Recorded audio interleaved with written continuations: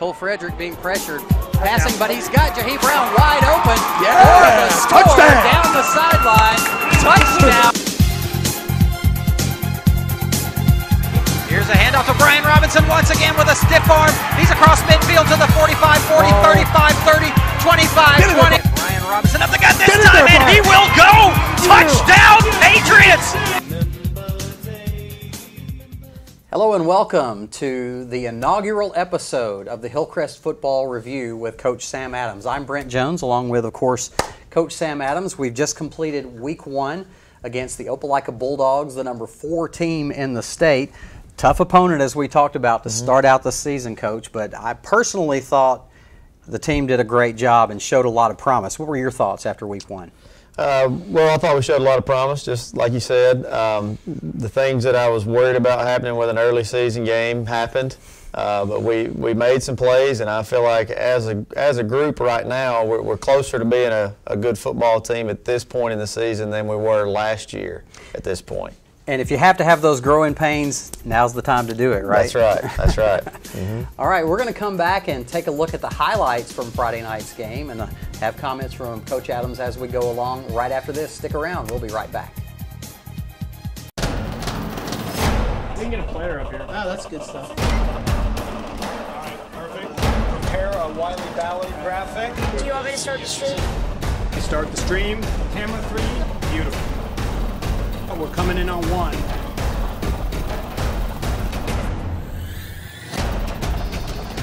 For more information on how your school can join the student broadcast program, visit nfhsnetwork.com/SBP.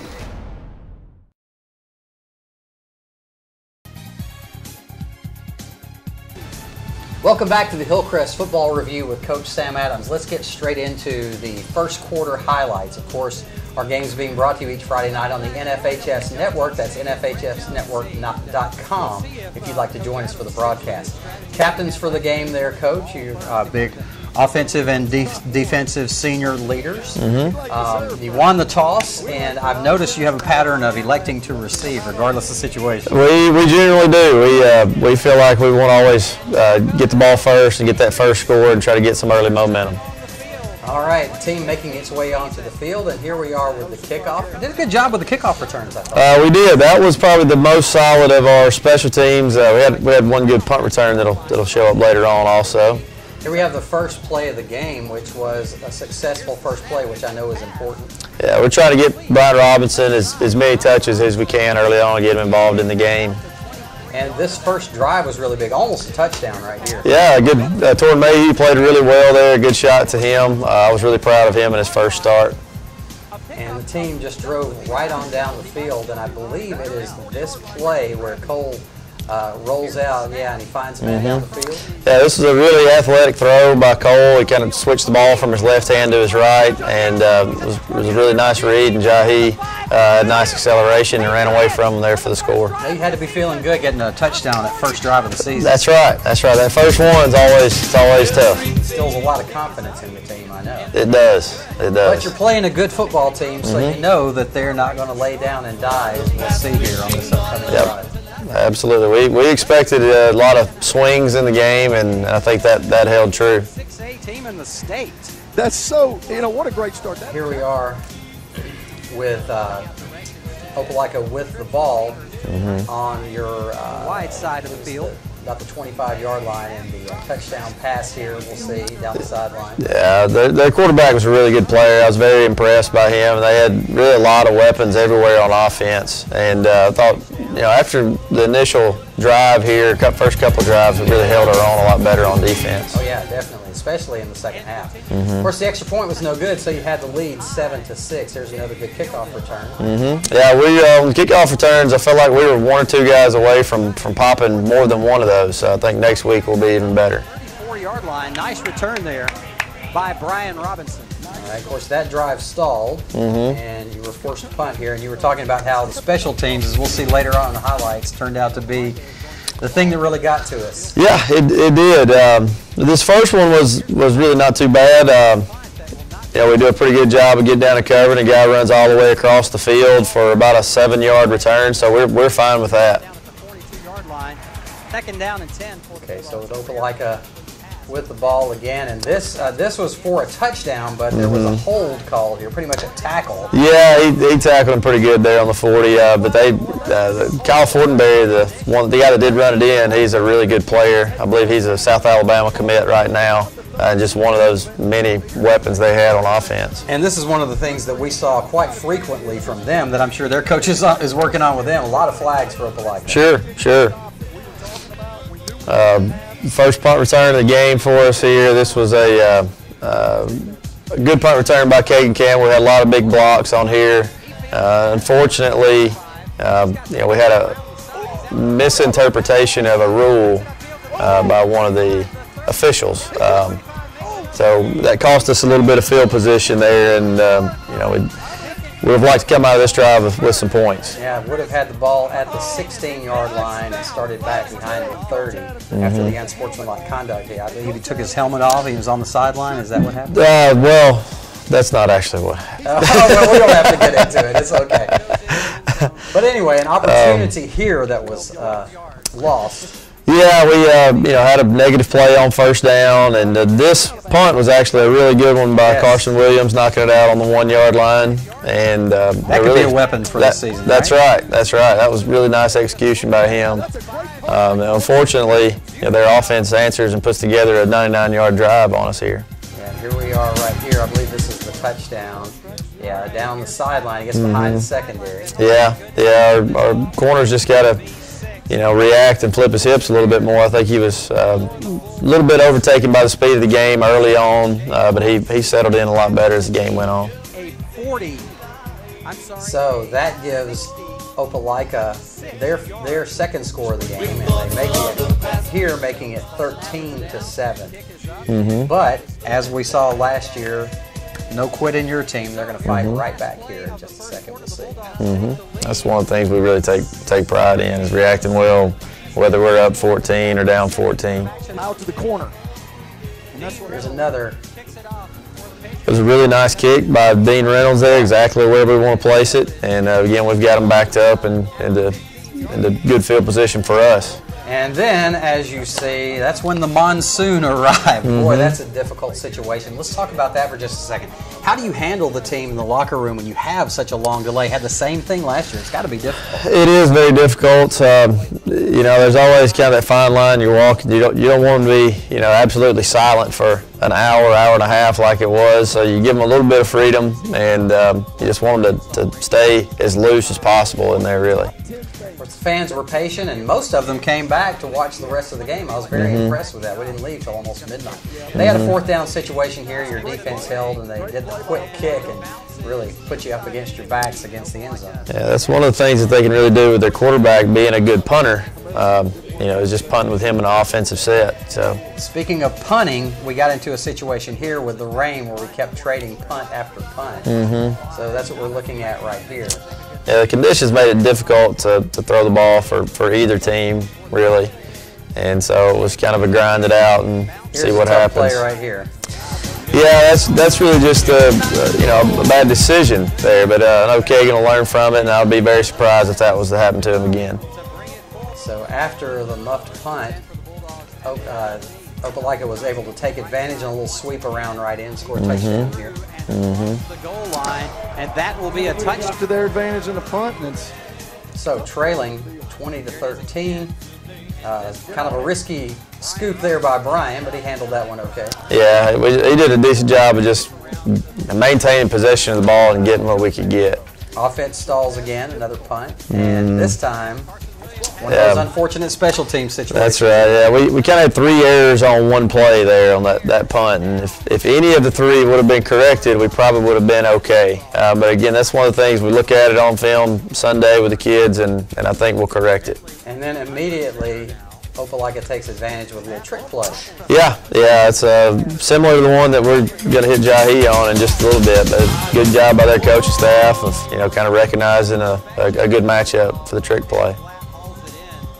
So Opelika with a big 2-score lead, but like we talked about, your team will not lay down and die, as we're about to see on this particular drive. Goes down wisely. at about the 36-yard line. So the Patriots starting with. So does your team ever get down in situations like this, or?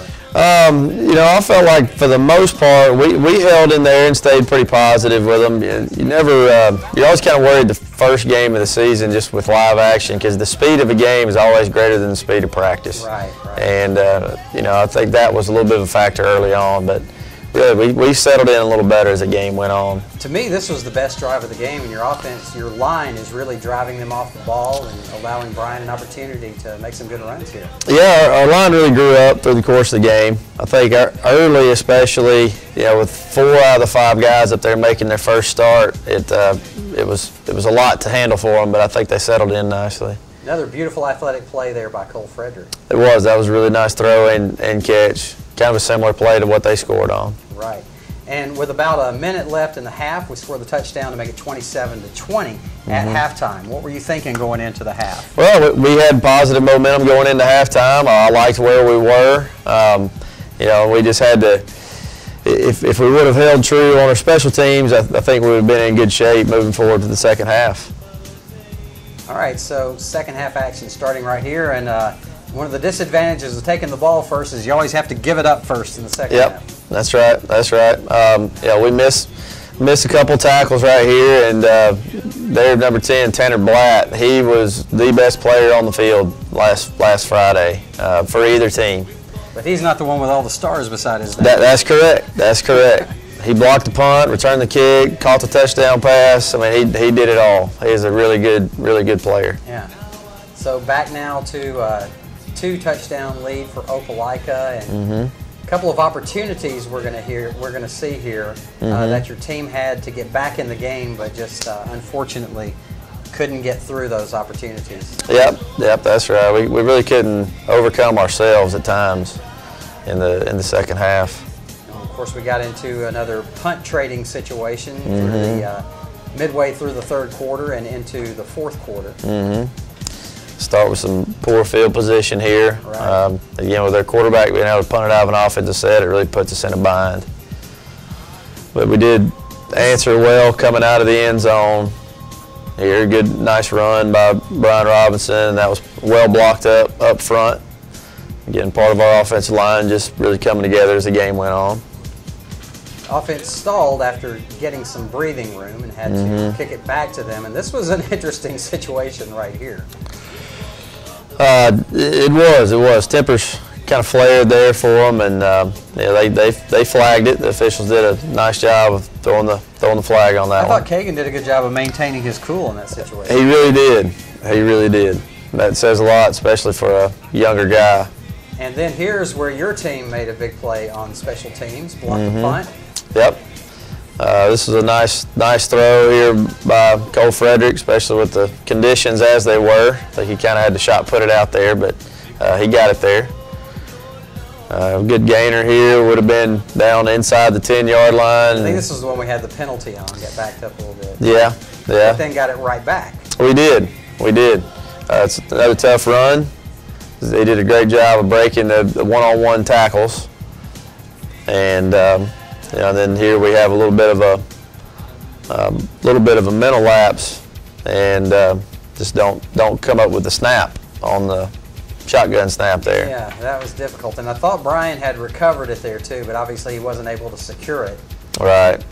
So that was the opportunity lost right there late in the third quarter, where we could have been right back in the ball game. And the rest of the game just basically played on out with both teams trading punts back and forth until finally Opelika was able to run out the clock, and we end the game here with the final score 34-20. Those are the highlights from Friday night's game between Hillcrest and Opelika, and we'll be back with some final thoughts from Coach Adams right after this. Stick around, you're watching the Hillcrest Football Review with Coach Sam Adams.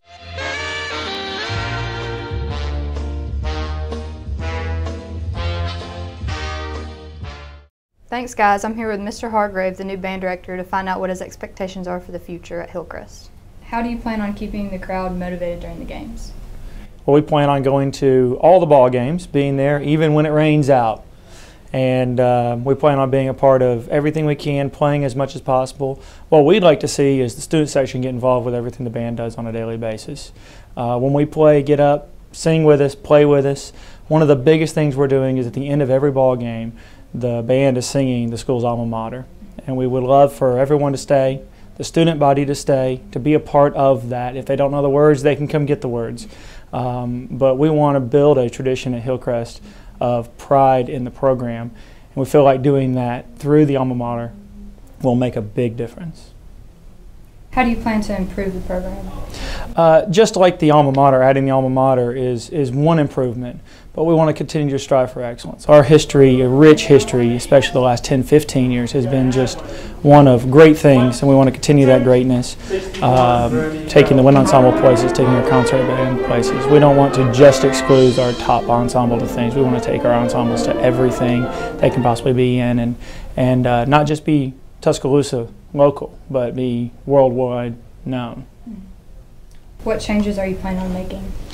The only changes that we see making, and we've already implemented, is just teaching changes that we get accustomed to the way we teach. And the students have done a good job doing that.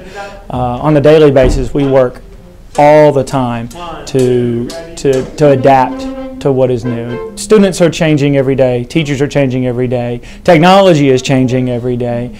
And so we're trying to adjust with that. Those are the changes basically. Everything's still the same. The carpet's still the same color. The walls are still the same color. And the kids are still playing the horns. When did you first get involved with the band? What made you want to be involved? I just fell in love with it because it was something that I could do that I was a part of all the time. I could go home, I was part of it. I was at school, I was part of it. It was a group and an organization that was a family to me. And as I grew through the organization, going to Grissom High School, I grew as a person through the band. I grew up through the band program. Then decided I wanted to do it for a career. What other band activities are planned after football season? October 26th, 27th is going to be our dinner theater concert. It's $20. You get a meal. It's at First Baptist. It's at 7 o'clock both nights. And what we do is we are the soundtrack for Disney movies, Jurassic Park. We're doing Home Alone, a lot of different things. We are the music for the movie you're watching. It's a big hit. This is one of those things that most people in the community come to. They don't come to anything else. They may come to this. So we really enjoy it. Other things, we still plan on our spring assessment and other concerts, and those are on our calendar for the school. Thank you. Back to you.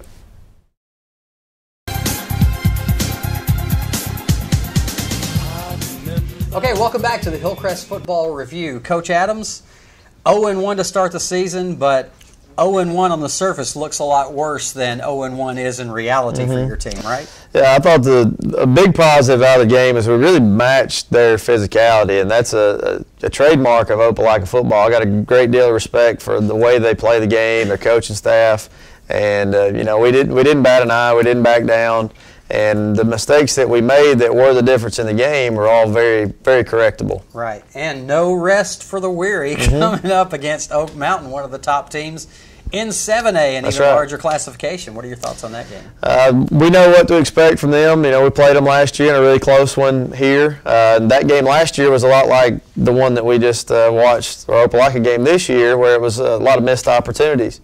And, you know, it'll be a good matchup again. All right, thanks a lot, Coach. Thanks for doing this. We enjoyed it, and we'll be back again with this show next week. And we'll see you before then on Friday night, so good luck. All right, thank you. Thank you.